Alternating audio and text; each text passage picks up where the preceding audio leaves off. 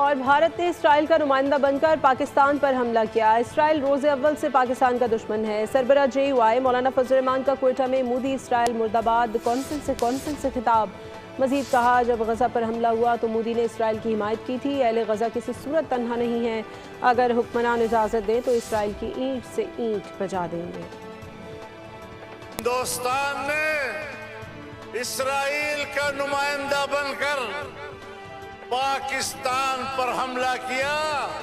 اسرائیل پہلے دن سے پاکستان کا دشمن ہے۔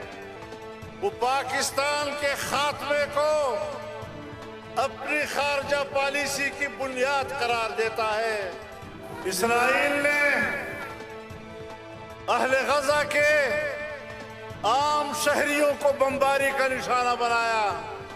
جب غزہ پہ حملہ ہوا تو مودی جی نے اسرائیل کی حمایت کی۔